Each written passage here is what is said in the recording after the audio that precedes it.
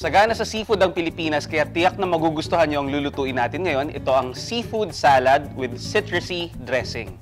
Ang ating mga ingredients, 1/4 kilo shrimp, peeled tail on, 1/4 kilo squid, blanch, 1/4 kilo mussels, boiled. Ang pampasarap, 1 pack 6 grams adjusho pepper seasoning mix, 1/4 cup capers, 1/2 cup sliced water chestnuts, 100 grams lettuce. Para sa dressing, 1 tablespoon mustard, juice of 1 medium-sized lemon, 1 cup olive oil, 1/2 teaspoon grated lemon rind, 1 tablespoon dill, at 1/4 teaspoon Ajinomoto umami seasoning. For our salad, pinlate na po natin yung ating lettuce dito, no? So we can use romaine or Lolo Rosso lettuce. So right now, I'll be doing the dressing. So sa isang separate bowl, we'll be adding our olive oil. We can also use vegetable oil. And then we have Dijon mustard, lemon juice, and then yung lemon rind. And then we'll be using dill. And of course, yung magpapasarap dito, no, we'll be adding Ajisho seasoning pepper. And our Ajinomoto umami seasoning.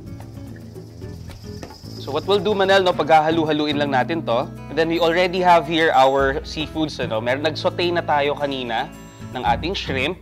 Then we also have our boiled squid, cut into strips na rin ito. And then our boiled mussel. So what we'll do, ilalagay na rin natin dito yung ating mga seafoods para ma-absorb niya yung ating mga seasonings. So, Chef, yung mga seafoods natin, mayaman siya sa protein, no? Pero unlike yung mga karne, mga meat, mataas siya sa omega-3 fatty acids, which is good for the heart. So, after putting all our seafoods, ilagay na rin natin yung ating water chestnuts. So, para medyo may crunchy texture doon sa ating salad. You can also add capers.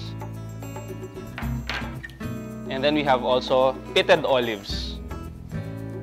So, what we're going to do, itatop lang natin muna yung ating seafood, yung ating boiled shrimp, squid, at saka yung ating mussels. And then we can also put our dressing, ano. So yan, ganyan lang kasimple yung ating seafood salad with citrusy dressing. So panalong-panalo talaga yung dish na to, no? Kasi mayaman siya sa mga antioxidant katulad ng selenium at vitamin C.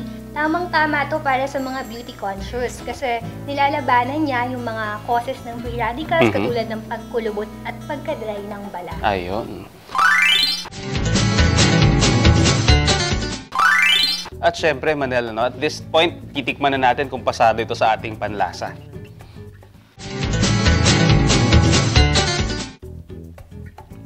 Healthy and tasty! Kung gusto niyo pa po ng healthy and tasty recipes, visit our website www.ajinomoto.com.ph.